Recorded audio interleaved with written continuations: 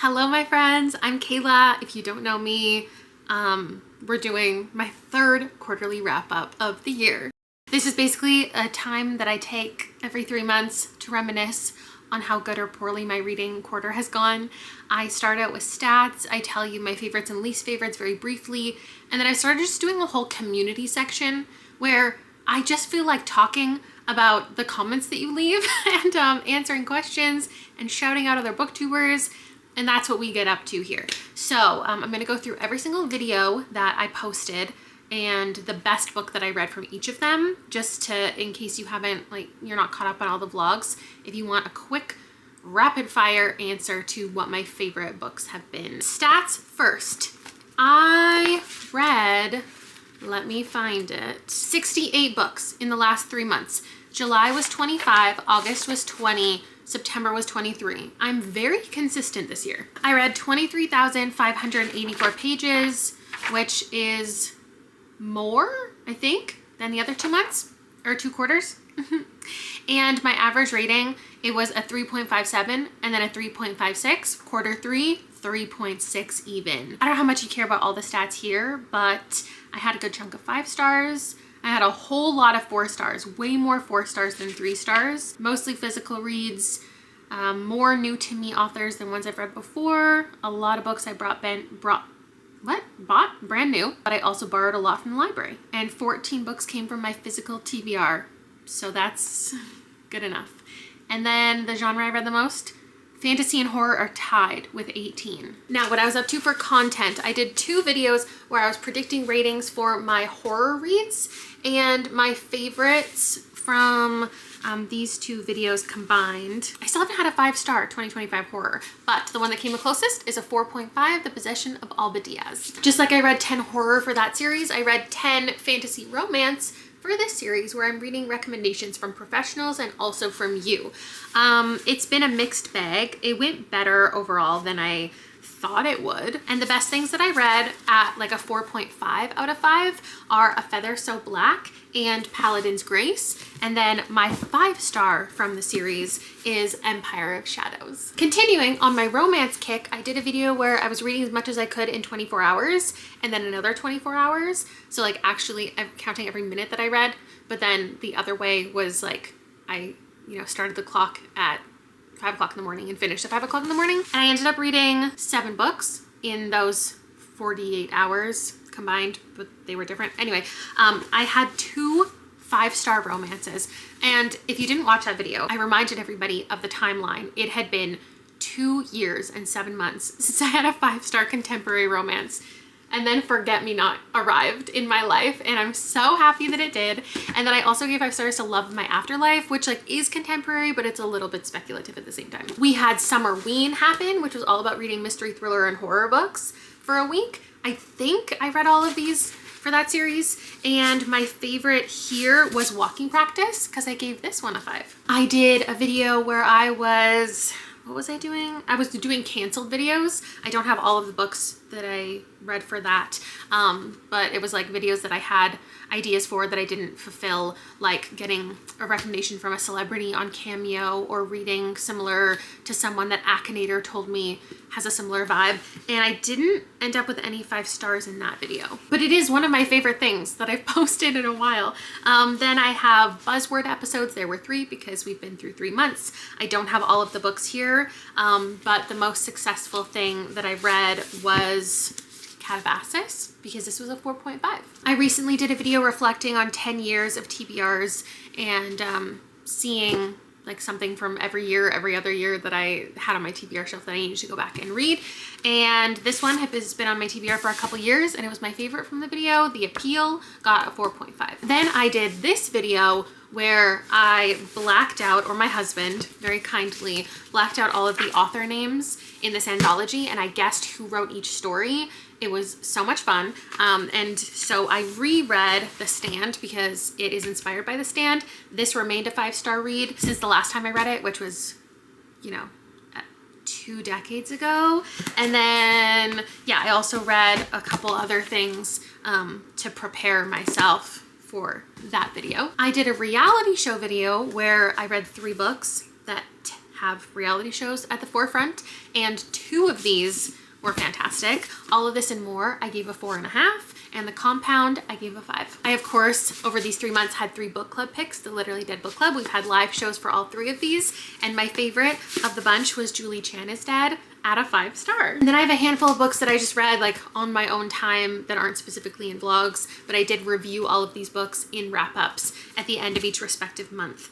And there are no 5 stars here. It really is shocking that my average rating isn't that different from all of these quarters, because I think this quarter is noticeably better than any of the other ones. I was so struggling to find 5s. And look what has happened for me in the last 3 months. Like, a lot of these were 4.5s, but still, like, these are fantastic books. I consider these all great books for me. And just picking 5 to tell you like my top 5 of the quarter is kind of challenging. Okay, I actually have 6 that got 5 stars, so I might as well shout out all of them. I have to figure out what order to put them in. Which ones would be most likely to end up in my favorites at the end of the year? In the 6th spot, I'm gonna put The Love of My Afterlife by Kirsty Greenwood. This is a really predictable story, one of those typical ones where a person gets a second chance at life. She dies and basically she gets the opportunity to go back. She has a certain amount of days that she has to track down this guy and she can get him to kiss her. It felt very fairy tale. It was really satisfying. It was lighthearted and just up my alley. In the 5th spot, I would put Empire of Shadows by Jacqueline Benson. This is a woman who, in this time period, when exactly is this set, she aspires in 1632 to be, no wait, that's the prologue, to be an archaeologist, and she sees something, finds something. 1898 is the time period that in her like office, in her workplace, she thinks she can find out some truths about history and make an impact on her career field and be taken seriously. But when she arrives at the wilderness, there are people following her. There's this man who is helping her but also hindering her journey, and they have this very cute back and forth. It was adventurous, it was fun. I would have liked it to be a little bit steamy, but I'll take what I can get with what did occur between these 2 in here. And I can't wait to continue the series. Spot number 4 is for the other romance one, Forget Me Not. This is about a wedding planner. I have harped on this so much, but I love when a character has a career and we get so much of it, like the day-to-day working on her business and her passion for it. She is getting involved in this really high profile wedding, and her ex is the florist for the wedding. So they have like a second chance together, but they also have like this unexpected close proximity because they have to work together again. And we slowly reveal like what happened back in the day to break them up. I'm really not sure which one should be next. I'm gonna say Julie Chan is Dead. This is about twins. One of them dies at the beginning of the book and the other one takes her identity. It's kind of not really a stolen identity thing at the beginning, which isn't something that I always love. Someone stalking someone and like tracking them down and taking their whole life. It's more a moment of opportunity when she sees her twin die and someone mistakes her for her, and she's like, I guess like I might as well get all of these followers and all of these riches because her twin, who is completely estranged, like they didn't grow up together, they barely know each other, has all of this fame, and let me take advantage of it. But then she finds out the career and the situation is a lot darker than she knew. In the 2nd spot is The Compound. I always tell you when I love a book, that doesn't necessarily mean it's a recommendation. This I just don't think is going to be for everyone. It is a reality show, but it's not exactly the vibe that you might be expecting. It's more of a surveillance experience. We don't really get anything about the production or the people viewing the show. We're just following people in this house where this disembodied voice comes over the speaker and tells people to do things. They have these little mini personal challenges. They have to reveal, you know, personal information about themselves. They have to, you know, go kiss somebody, just like and the stakes kind of ramp up and they start to withhold, you know, food and stuff if the people are not, you know, banishing each other and following the rules of the show. It doesn't get really extreme, but it is just this bleak future story because there's also climate change featured. It's very hot. The men who arrive at the show, they have to travel through like hours, days of desert heat to get there. I don't think the characters are particularly likable. I don't think the plot is necessarily the most exciting, but I was just so fascinated by how we were exploring what humans will do when put in this situation.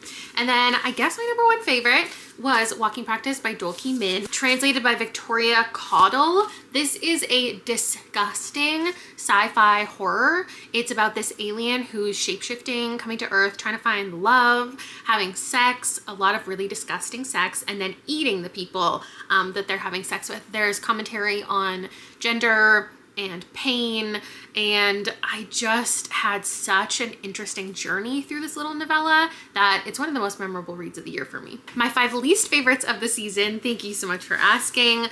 We have We Love You Bunny by Mona Awad. This was a seemingly never-ending sequel, prequel to Bunny, and how this cult of girls originally met and manifested their powers. It was just not for me. Another one just not for me is Radiance by Grace Draven. This is a fantasy romance that just didn't deliver in the plot or the relationship in a way that I liked. The way that these characters interacted was very annoying. Another fantasy romance, of course, because I had some wins, I had to have some flops. Behooved by M. Stevenson is one of the worst books that I've read. I'm convinced it was written by AI. It was goofy. It was about a shape-shifting man horse. The horse jokes were aplenty, and it was pretty terrible. When Javi Dumped Mari by Mia Sosa, so sad that this didn't work for me, but these characters had absolutely zero chemistry. And I've loved a book by this author before, so I was convinced this was going to be a favorite. And then this isn't my number 1 position, but it's the last one I mentioned because I don't have it physically, Tantrum by Rachel Eve Moulton. It's about a demon baby. I think it had a lot of good intent behind it, but it was too confrontational. It was just like arguing for hundreds of pages, and it wasn't very interesting. Now we'll get into the community segment, where I just want to mention a couple people for you to check out, things that I've been liking, and then comments and questions. So I would recommend Kathleen Hagenson. I think she's relatively new to BookTube, and she did this video that I saw in my recommended that I watched that was like a lit fic reader tries horror. I absolutely loved it, and I subscribed.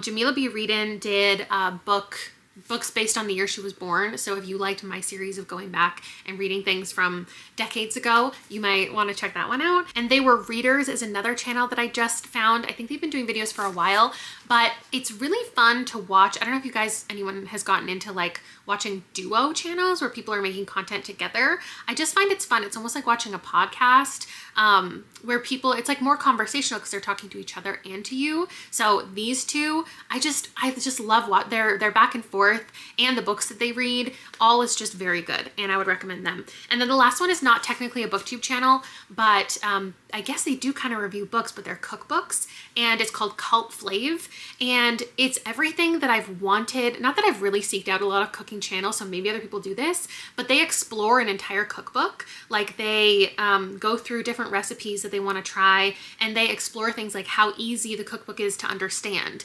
how like unique and difficult to find the ingredients are going to be, and they just give you an overall idea of if the cookbook is going to be worth it for you to buy. They give really good information, and it's not all just like positive and delicious. Like they really get into the nitty-gritty, and I need you guys to help this channel blow up, because I fear that with how much time and effort it takes to make this content, if they don't see like a rise in viewership, they might stop doing the long form content on YouTube and stick to TikTok, and I really need the content. Okay, now on to community stuff as far as you and me and what we've been talking about, what's been happening on the channel.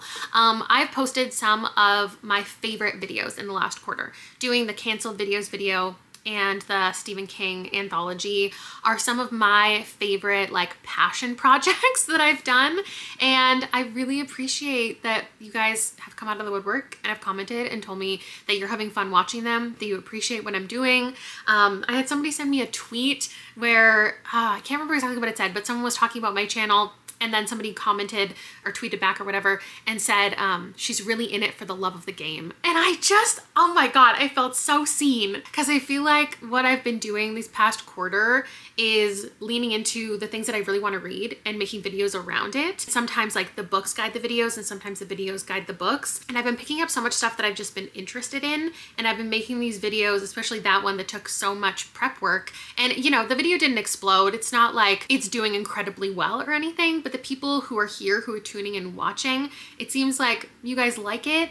And to think that someone is like just seeing me in that way, that's like, I'm not doing it for any other reason than I thought this video would be ridiculous and fun, and it was. I had someone comment about my members icon, which I guess I've never even talked about. I don't know why I would, but I designed this to be an open book with a heart on top, so it would look like a flower. And somebody commented and they were like, I just noticed that it's not a flower, it's a heart and a book. And I appreciate that you saw all of that. It's also the colors of the pansexual flag. So that's what my members icon is. If you ever wondered, here it is in high res. And I love seeing it next to everybody's name down in the comments. My cute little cult of besties.